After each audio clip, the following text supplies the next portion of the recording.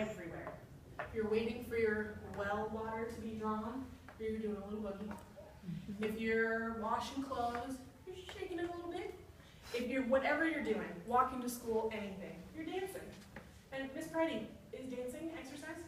Absolutely. Absolutely. So that's something else that they do for exercise.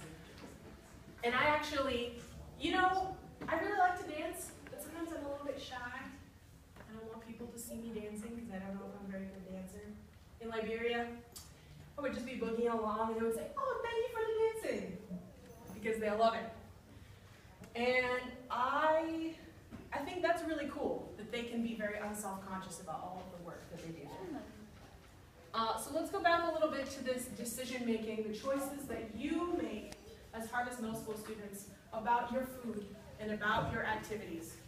And then I want you to think a little bit about the choices that Liberian kids can make about their food and their activities.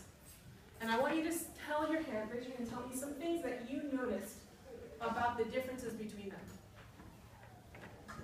Yeah? They have PE once a week? Once a week? Yes? What else are some differences that you notice between your daily choices and Liberian daily choices? Or maybe some things that are the same, some things that they do that you also like to do. They have a job already. Yeah, they have a full-time job already. But you're helping a lot today. I want everybody else to feel like they can help too. Thank you very much. Yeah? They eat like once. They eat one meal a day. And how many times do you guys eat? Like 2, 3, 5, snacking constantly, except in math class, yeah? What else did you notice? The way how they eat. The way how they eat. So what did you notice about how they eat? Like they eat out of one bowl in Liberia and we eat out like Yeah, so they all eat together. Good. What else about food? Yeah. That's okay. What else? They walk 2 hours to school. Yeah, they walk a lot further. They do a lot of different things. They have a stronger community. Yeah, they have a stronger community. And sometimes that comes from everybody eating out of the same bowl, but sometimes it comes from everybody having a job as part of the house. And if you have to work and help your household run, if you have to go get water, you have to take care of the kids, you're really invested in that family and that group. And sometimes people are living in the same house together, even if they're not family, but they're still family. So when I was in Liberia, I had plenty of aunties and uncles. Everyone. Auntie, I beg you can help me with this? Everybody was my aunt and uncle. Everybody was my family. And that was something that was really cool there. So, what are some things that Liberians like that you guys also like? Soccer. Oh, how many of you like soccer? You would fit in really good in Liberia. The World Cup was like a national event. It was amazing. And sometimes we would go to school, and I would walk in all ready to teach my 10th grade algebra class, and I would show up, and the principal would be like, what are you doing here? And I'd be like, I'm here to teach. And he'd be like, oh, but it's a field day today. Everybody has gone to the stadium. We're all going to go play games. Ah. So we would all go to the stadium, and all the first graders would play all the second graders in football, and all the third grade girls would play the fourth grade girls in kickball, and they would all play all of these games, like 15 games, at this big, really cool stadium. And then the alumni would play the teachers. It was a really, really fun day. Kind of surprising, but a lot of fun. Yes? And they dance. They dance. Man, I love dancing. I love dancing. It was really fun to dance in Liberia. So, you guys are going to be doing a couple of more activities about that relationship between food and exercise and how you can make choices that keep yourselves healthy. And I want you to just keep in mind some of the ways that Liberians, the choices that they either want to make or that they have to make about that relationship between food and exercise. So, I think we have a couple minutes left. Let's do some questions now that you have from the food presentation, from this presentation, just about what it's like to be in Liberia. Yeah? How long was school? How long was school? So, really good question. Here you go to school 8 o'clock in the morning to 3 o'clock in the afternoon, right? Yeah. Their school for junior high and senior high students, so from 7th grade to 12th grade, you go to school from 1 o'clock in the afternoon to 6 o'clock in the afternoon. Because the same campus is elementary school in the morning and middle school and high school at night. So every day, 1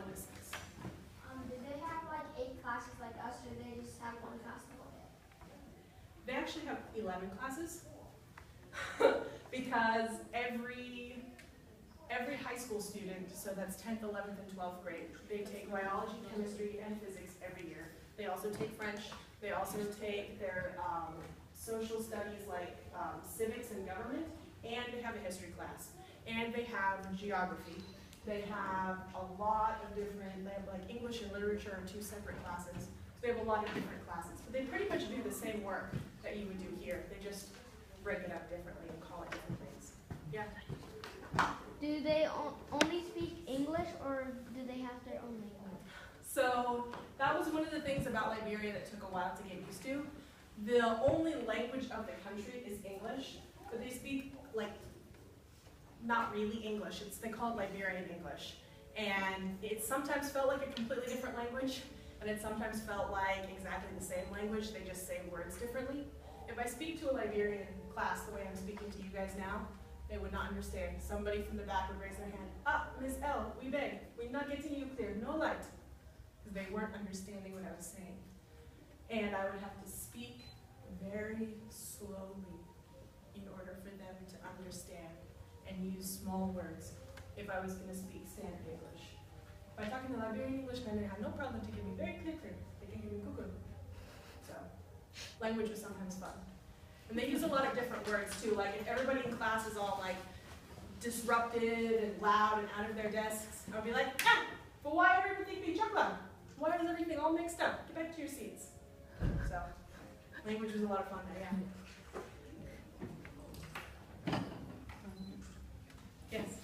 The other day I was reading a book and it showed a picture of Liberian people with an American eating like a bowl rice with the picture I showed last week. Yeah. It's reminding me of what you can talk about. I'm really glad that you are doing some outside research. That's pretty cool. Peace Corps volunteers are supposed to be there for 2 years. That's the term of service that you have. So you go for a couple months of training in the beginning, and then you have 2 years of your job. And I had just finished my first year of teaching. I was helping to train the next group of volunteers, and I had another year of teaching. And I got a phone call from staff in Peace Corps Liberia saying, pack a bag, we're coming to get you right now. Why? Because of Ebola. And this was the beginning of August. I didn't know anybody who got sick. I didn't get sick myself. But because the healthcare system and the hospitals in the country were so stressed by all of the people who were getting sick with Ebola, it wasn't safe for Peace Corps volunteers to stay. So that kind of memory of sitting around a bowl of rice with all of my neighbors, the picture that I showed you guys of our last meal that we had together before I left, that's something that I really miss my neighbors and my family a lot there. I don't get to see them.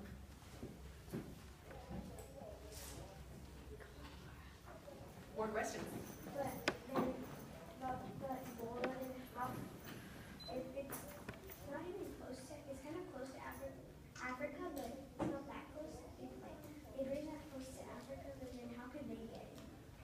So we have a little map here. I'm going to go back to this page here. So you can see Liberia this is the continent of Africa. Liberia is here. Most of the cases of Ebola since the 1970s when they discovered it have been in this area of Central Africa around the Congo. And because of that, the doctors in West Africa, so Liberia and Sierra Leone and Guinea, these 3 countries right here, they had never seen Ebola before. And part of their nurse and doctor training wasn't how to deal with it if you have a case of Ebola. So the doctors and nurses in the hospitals that first had these cases didn't know what it was. They thought maybe it was Lassa fever, maybe it was yellow fever. They knew it was something bad, but they didn't know exactly how to deal with it. And part of the thing that makes Ebola difficult to spread is that it's very hard to get unless you actually have contact with the blood or bodily fluids of somebody who's really, really sick with the disease. And if you have gloves and protective outfits and good isolation ward in the hospital, you're never going to get sick. But one of my Peace Corps volunteer friends worked in a city in Liberia that's up close to Boyjama, so up here in the north, touching Guinea. And a lot of people from Guinea came over the border to go to their hospital there because it was a really good hospital. But they didn't have any gloves. So even if you are trying your best to keep clean, if you don't have gloves and you're a doctor treating sick people, you're going to come in contact with some of those bodily fluids. And that's one of the ways that it spread really badly. So when they finally figured out what it was, then they started putting all of these things in place to help take care of it. But then a lot of people were sick, and a lot of people in Liberia and those other countries, because they didn't really know what it was, the people who were getting it were really scared. And some of the same symptoms for the beginning of Ebola are the same as the symptoms for the beginning of malaria, which is another disease that you get from mosquitoes. And that's a disease that everybody gets all the time in Liberia. So if you think you have malaria and you go to the hospital and the doctor maybe gives you an IV of fluids and then says, oh no, you have Ebola, and then you die. My neighbor actually told me that the way you get Ebola is by going to the hospital and the doctor injects you with Ebola, because they didn't really understand kind of how that worked, and they didn't know what it was. So that was something that made the first couple of months that I was there really hard, because I was trying to explain to my neighbors, no, this is what it is. This is how you can keep your family safe. Like, you can always wash your hands. If you have a little bucket of bleach water outside your house, you can just make sure that everybody who comes in is clean. It'll be fine, you won't get it. But it spread really quickly because not a lot of people knew how to treat it, how to deal with it. Yeah. Well, since in Liberia it's not really curable, here in the U.S. is it? Yeah, so it actually, the way that Ebola works, because it's a virus, they haven't yet developed a vaccine, but just like any virus, if your immune system can fight the virus for long enough, then you'll survive. It's just that if you don't have a very good hospital to go for treatment and you get fluids and all kinds of help to keep your body strong while it fights that virus off, then you won't get to. And in Liberia, they don't have very good hospitals, and they don't have very many doctors. There's 2 doctors for every 100,000 people. There's not very many. That's like as many doctors in the whole country as there are in America, actually less. So they, in the United States, if you get sick, you go to the doctor probably knows what you have or can diagnose you fairly easily, or get somebody around who can. And then we have gloves, we have those hazmat tent-like suits, we have very good isolation wards, and somebody in America gets sick with Ebola, nobody else is going to get sick. It's not going to spread, because we have a really different healthcare system and we have a different culture. So in Liberia, if you don't have very good doctors, then you're caring for your family members at home, right? Taking care of your mom or your cousin or your brother or your son who's sick. And if you are saying hello to somebody, you always greet them with a handshake, like, hey, how's it going? And there's this really fun, cool Liberian handshake that you do all the time. We don't do that here.